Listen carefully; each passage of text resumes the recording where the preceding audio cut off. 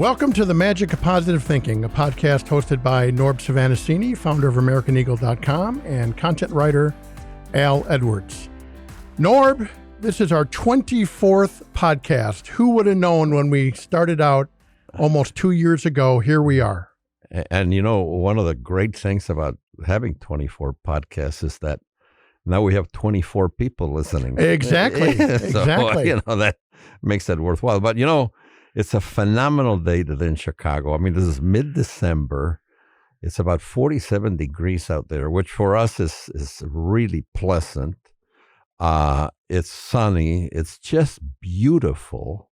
And, you know, everybody knows I thank God every day for the gift he gives us. That's what we call it, the present. And today is really, really an incredible day. So I'm very happy to be here. Me too.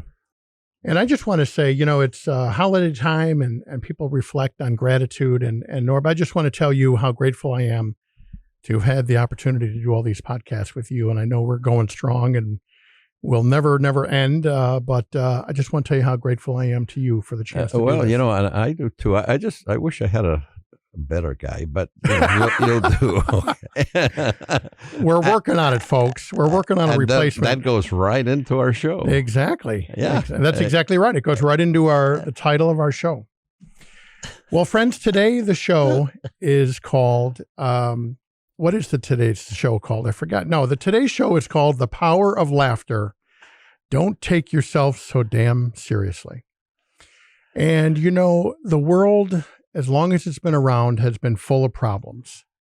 And that's nothing new. And yet it seems like today, Norb, that people are just more offended and more bothered by things that just used to make people laugh and make people smile, and they'd make fun of themselves and in a loving way tease each other. And it just seems like we can't do that anymore today. What happened to the world, would you say? I don't know. You know, what's interesting is that I think you sent me, I don't know if you did or somebody else, and I shared it with you, the Bob Newhart and Don Rickles. Yes, you sent that to me. Yeah. Oh, you know, Bob Newhart, Don Rickles were both comics.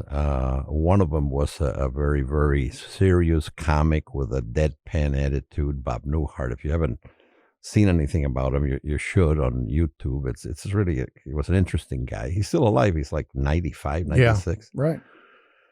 And Don Rickles was this coarse, just insulting guy. And he would look at anybody and just pick if you had big ears or you were bald or even if you were black or Chinese. He would make fun of everything. Everybody, yeah. Nobody ever was offended by this guy. And he made jokes, you know, about presidents. And actually, in I think it was Reagan inauguration where they invited him. And here was Reagan with Nancy, and Rickles is insulting him and making everybody laugh. And you know, this country had the gift of laughter, which for some reason or other, people think that everything is serious. And you can't say this, you can't say that. You know what? We got a First Amendment here, and you know, laughter is really a big part of that First Amendment. Absolutely. Yeah. Absolutely. And we've all experienced in life when you have been with people you enjoy and you just start laughing, you literally feel different. It is like a drug being injected into your brain. And we know today that laughter actually releases dopamine and all the good feel-good chemicals in your brain. And it literally is a real thing. It's not something we made up. Laughter actually makes you feel better. Yeah, and you know, there used to be a lot of movies that were really funny movies. And today, you know, I don't watch movies like I used to, but I don't think there are any really funny movies like, you know, Christmas Vacation or you know, who was a Chevy Chase. And, you know, they were just stupid, but you couldn't stop but laugh at the stupid things this guy did.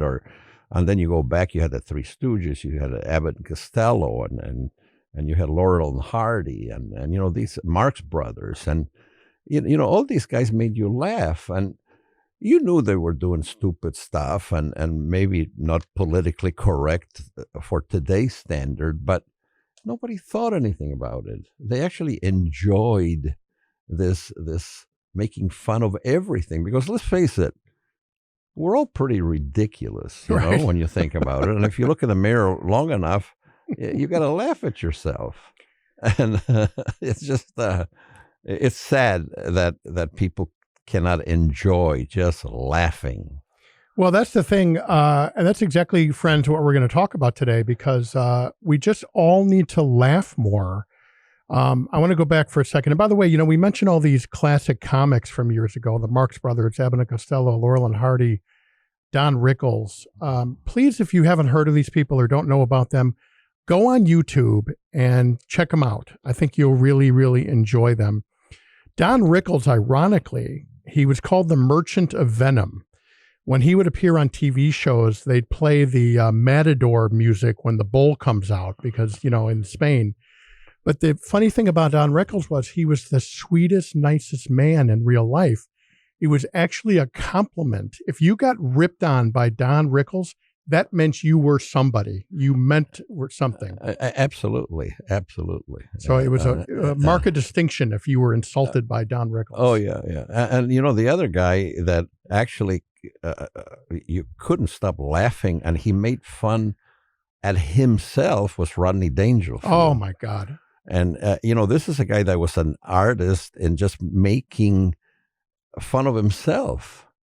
And one of the funniest stories about Rodney Dangerfield, which is really funny to tell, is that, you know, the guy was not really famous until like he was 50 years old. Right. But he also practiced, you know, telling jokes and stuff. And to make a living, this guy used to sell aluminum siding.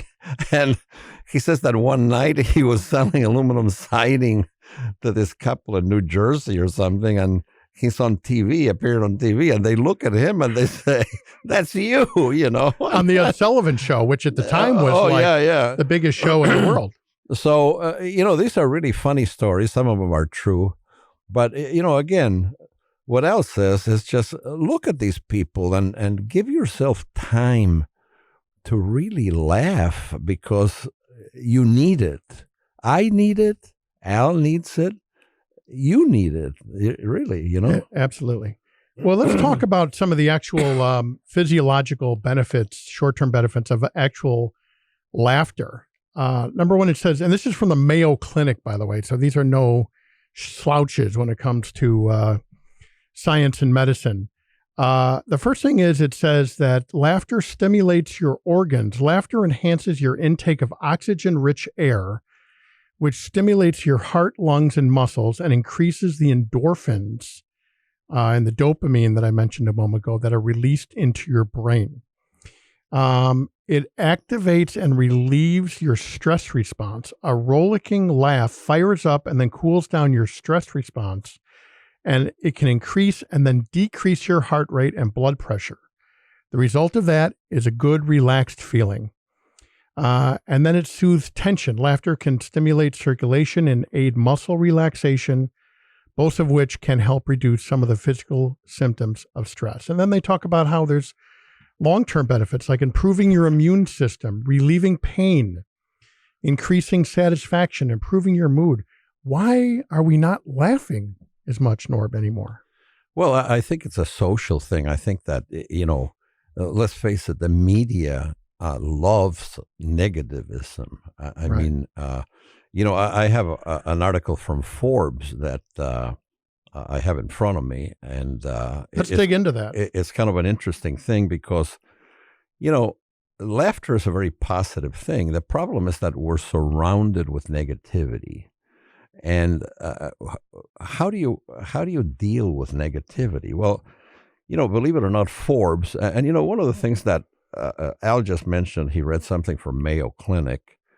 I think one of the things we've done here that I'm very proud of is that we never give people advice unless it's backed by, you know, some factual entity that is respected in the solid, credible, solid. Yeah. Now, obviously, we give you advice, you know, that be happy and thank God every day for the gift He gives you, and to appreciate everyday things. But the negativity today, and in my lifetime, I don't think there's ever been this intense negativity as today. Right. And this is a kind of an interesting thing that I got 13 ways to overcome negative thought patterns, which basically becomes a positive thing to do.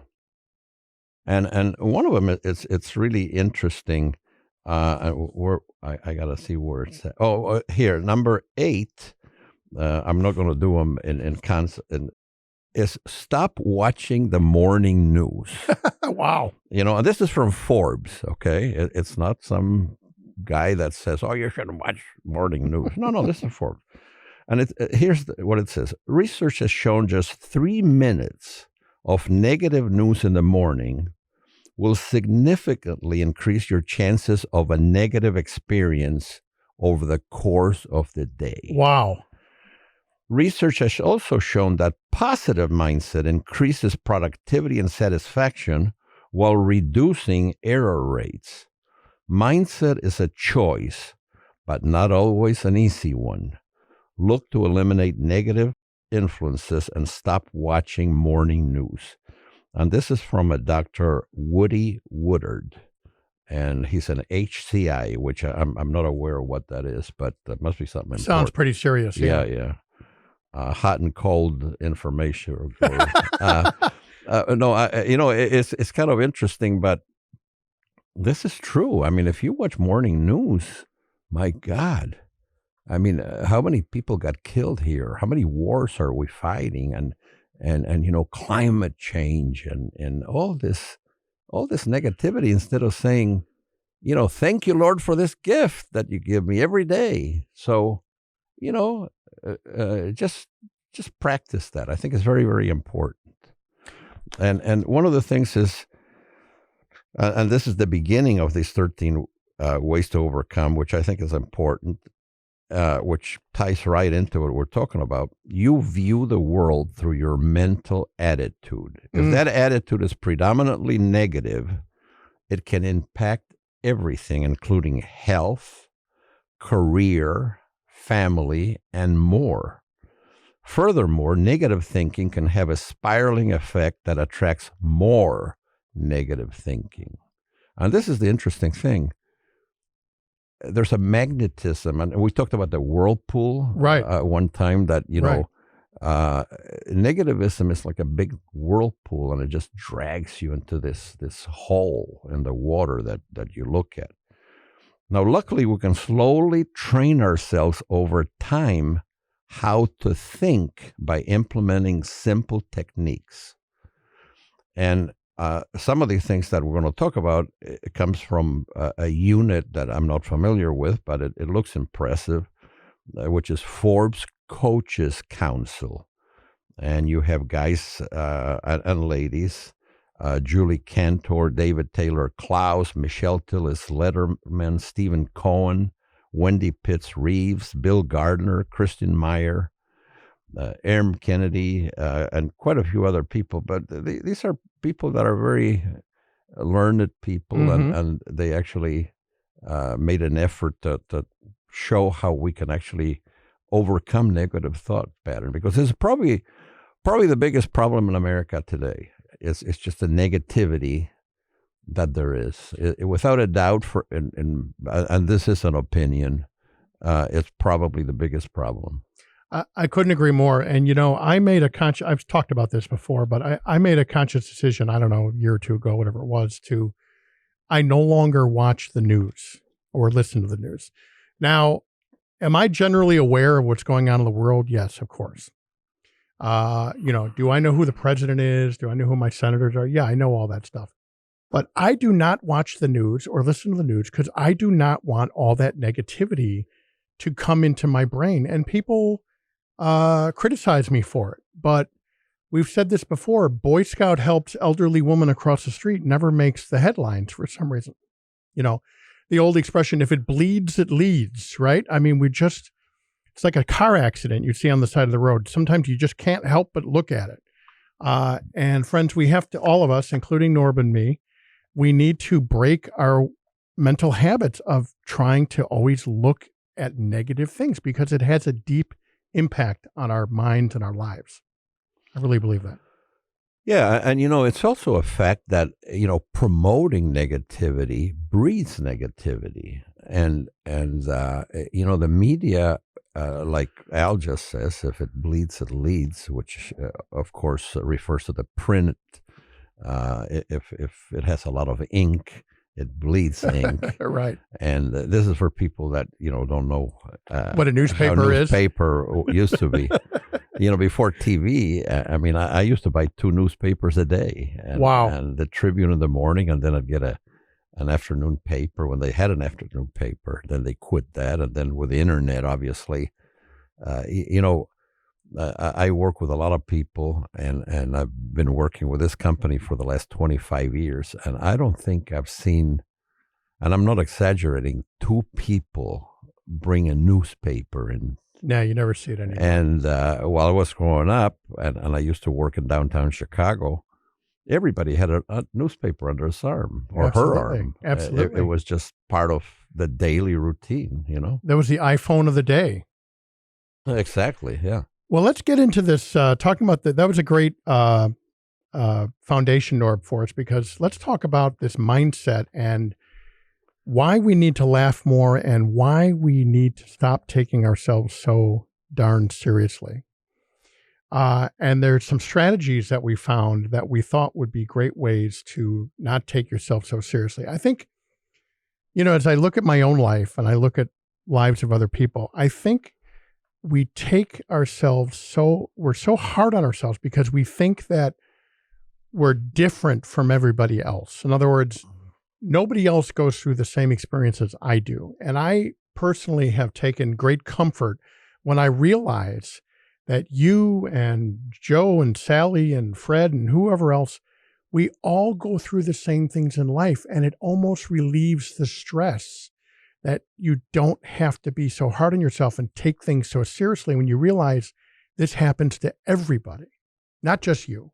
Oh, yeah. And it goes back to the old saying, you ain't that important. Right. So, don't think of yourself as being unique and God, this only happens to me. No, it happens to everybody. And, right. You're sad sometimes and sometimes you're happy. And what you have to do basically is be more happy than sad, because we've talked about this before. Everybody has moments where you're depressed and down. Right. Everybody. But, there's one really interesting thing here with this Forbes thing, just on that. They recommend that you have a daily negative thought time. And you just plan, like, from, after dinner, let's say, you from 6:30 to 6:40, you have a negative period where you just think of everything that's bad that day. And it says a paradoxical strategy to gain control over negative thinking is to commit to 10 minutes a day, ruminating and reviewing them over and over again. Negative thought time, or NTT. There must be 10 minutes, and it must be every day. When you have a negative thought during the day, jot it down and tell yourselves that you review it during NTT time. Over time, you will gain control and negative thinking will stop. And wow. This is a lady who's a PhD, and she owns a consulting company. Julie Cantor is her name. And it's kind of interesting because, that makes sense. I mean, I'm not going to think about that. I'll wait till, time. It's like yoga. People, I've never done yoga, and I've eaten yogurt. That's as close as I've gotten. But people that practice yoga, and I'm not knocking it because it seems everybody I met that practices yoga seems to be a very normal and happy person. But they take their time to do it every day at the same time. So it's a positive thing to do. So if you have have a negative, that NTT time, that I think it's kind of interesting. I like that. I've never heard of that before. Yeah, yoga is, talk about a stress reliever. Yoga is a wonderful thing. As a matter of fact, Norb, I was embarrassed when we went into the ice cream store and you asked for some vanilla yoga. I didn't think that was that was right. I always get that confused. Yogurt and yoga. Anyway, absolutely. This is an example of Al's stupid comments that make you laugh. See, and it's good because I laugh at it too. And exactly. I don't know whether I'm laughing at the joke or me. him doing that stupid joke, but it's still funny. It's usually people are laughing at me and not with me, but that's okay. Yeah. Because, friends, I can apply this don't take yourself so damn seriously philosophy to when people are laughing at me and not with me. But, when we get frustrated with ourselves and we take ourselves so seriously, here's some great strategies to kind of work through that. Norb, I want to hear what you have to say about this. For example, one of the reasons we take ourselves so seriously and get so down on ourselves about things is that we're not seeing the positive in every situation, the so-called silver lining. I told this a couple podcasts ago. I was in traffic and I was going where I was going, and I forget. Of course, that shows you right there. I don't even remember where I was going, but at the time, it was so important. And there was an accident, and I was upset and impatient and everything. And all of a sudden, it occurred to me that maybe I should have compassion for the people who had an accident and hope that they were okay and everything. And it really helped me. And that's an example, I think, of trying to see the silver lining. So if we can stop, no matter what's going on and how seriously we're taking ourselves and everything, and stop and see what are 3 things positive going on right now. And it's really hard to do, especially when you're frustrated. But if you can do that, I think the gravity, the levity will rise in the situation that you're in.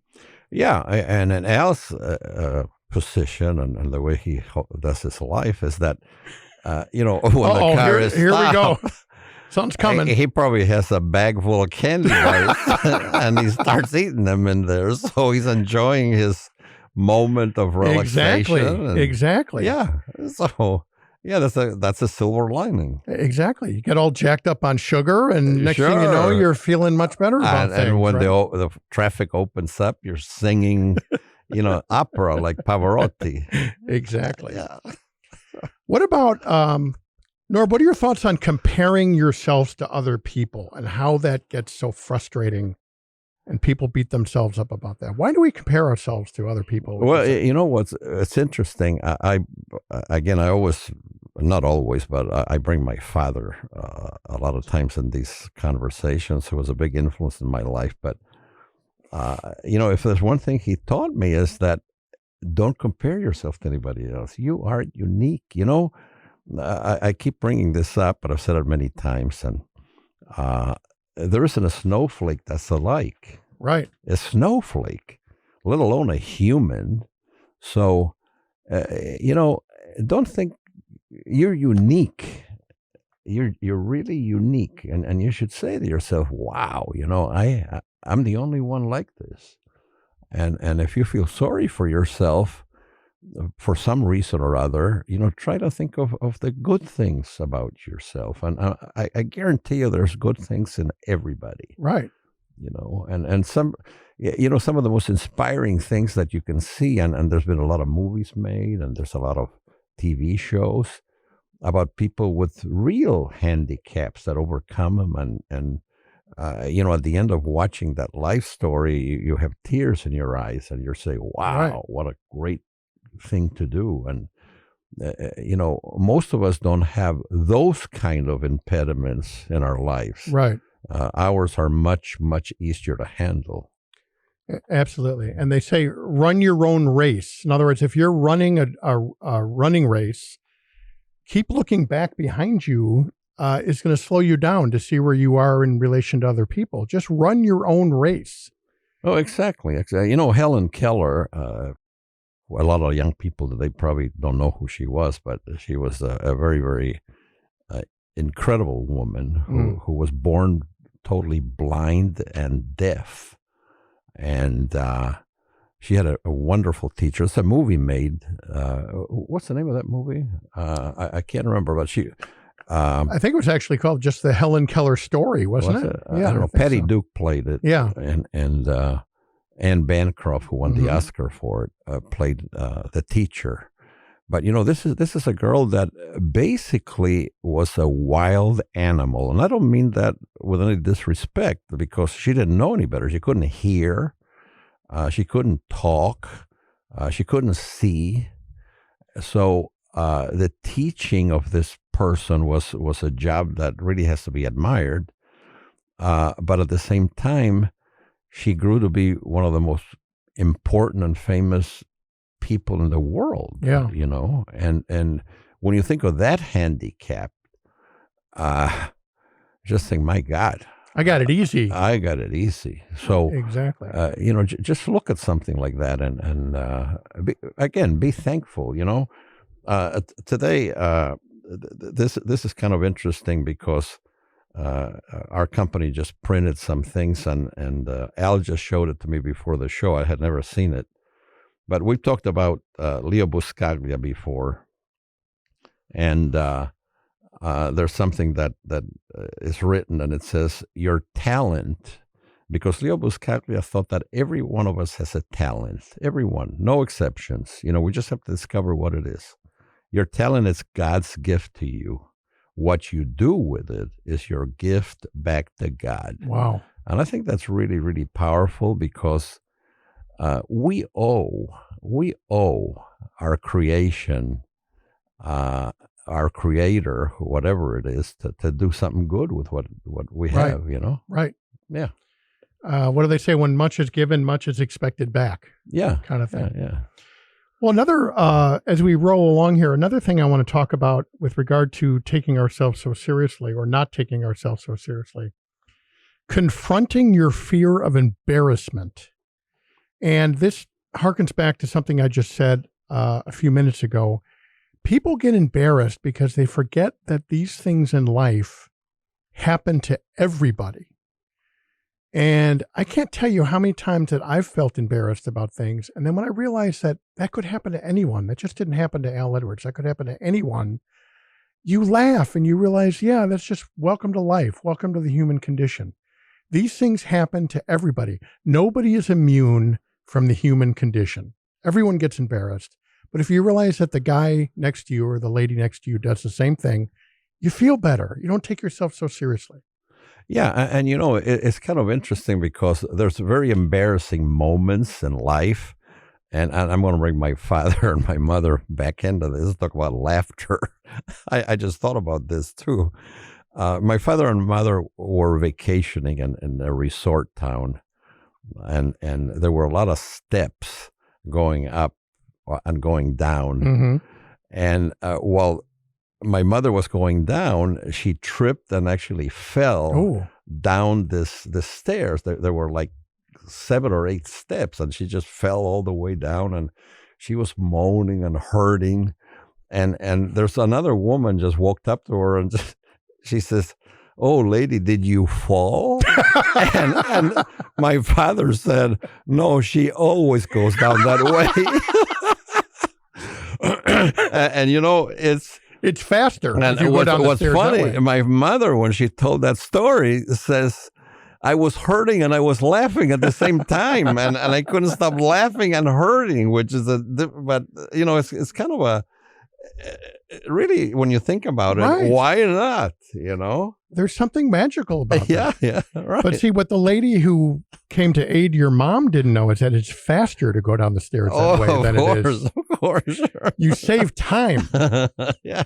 Not to mention the time in the emergency room, but that's a whole other story. But here's the thing that, most people would be very embarrassed that happened. Right. And at that moment, fun was being made out of it. And exactly. So the only thing that they remember is the laughter. Exactly. And everybody has fallen down the stairs or it's tripped. Everybody does that. When you realize that, you don't take yourself so darn seriously. It happens to everybody. Yeah, and something happened that was not really funny at the time, but when I tell it, it will be very funny. because it was at that time after it happened. But when I was in school, in grade school, we had this little theater shows and stuff like that, and there was one of those kids was Humpty Dumpty. Oh yeah. There was this kid that actually had an egg Costume. costume, and it had wires inside, and he was walking, and he looked like an egg, and he actually fell down the side of the stage, and it was Humpty Dumpty, Right. and he didn't break but he was crying, the poor kid, and of course everybody goes, oh my god, but then after it happened, everybody was, and every time I tell it, I laugh at that because Humpty Dumpty actually fell. So in other words, he wasn't performing the play at the time. He actually we were practicing when you're practicing. Yeah. See, friends, it's just proof of what you focus on expands in your life. So if you're playing Humpty Dumpty, you're probably going to fall even outside the performance. Make sure you got eyes. Exactly. Yeah. And all the king's horses and all the king's men could not put Humpty Dumpty back together again. Exactly. Right? Yeah. The last thing that we want to talk about not taking ourselves so seriously, accept the fact that people will love or hate you. You can't please everyone all the time, no matter how awesome you are. Some will just not like you, and some will not even hate you, and that's okay. It's okay not to be everyone's cup of tea. Trying to get everyone to like you is a surefire way of doing the exact opposite.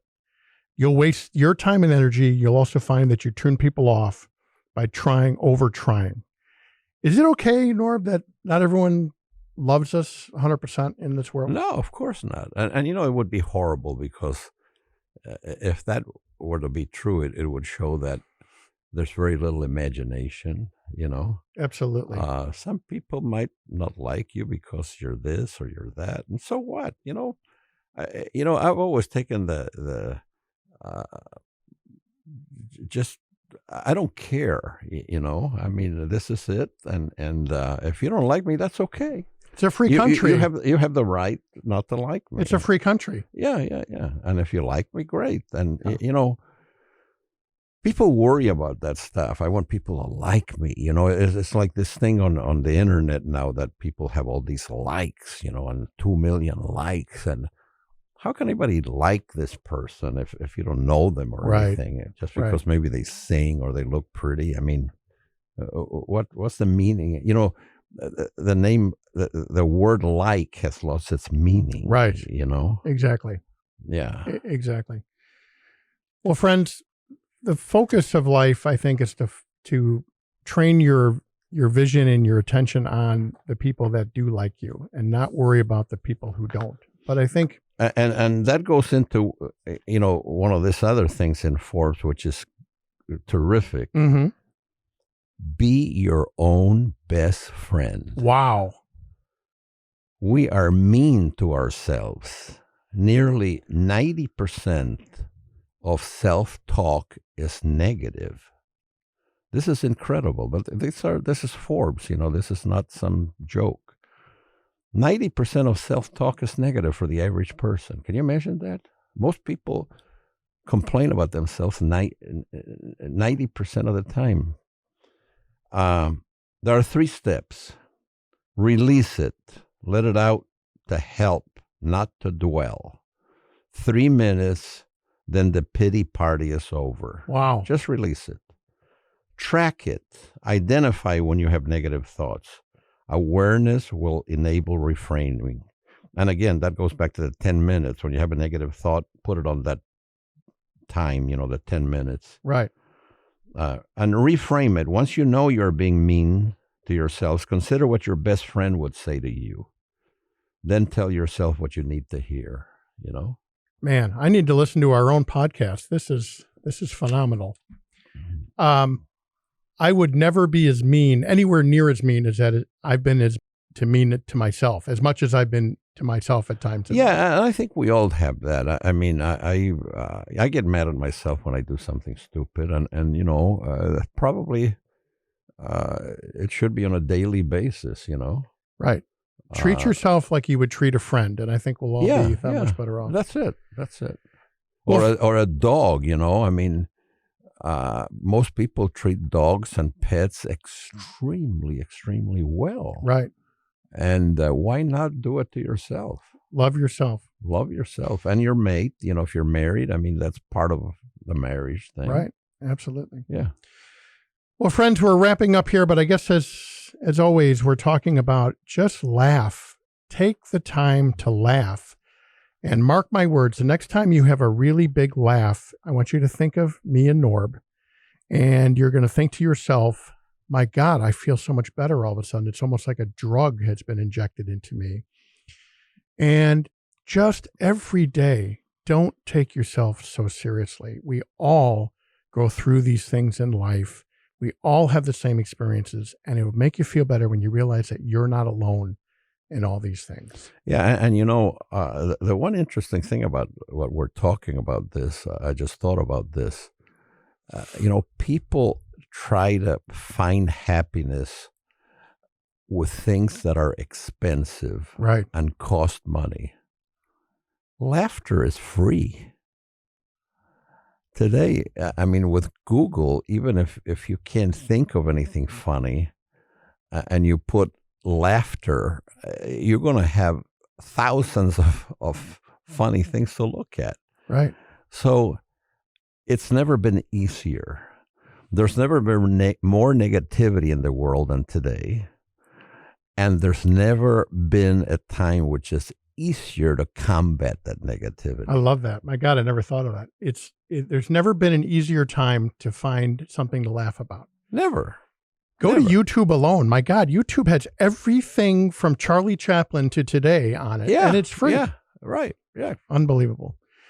Norb, you are a gift to this world, my dear friend, and I thank you for Well, that. Al, I always enjoy. We've had a relationship now for so many years that it's really a pleasure too. It's amazing. It is Yeah. amazing. Yeah. So, friends, we hope you enjoyed our show. Laugh. Don't take yourself so seriously, and be nice to yourself like you would a friend. And with that, for Norb Svanascini, this is Al Edwards, and we will definitely see you next time. Thank you so much. God bless. Bye-bye.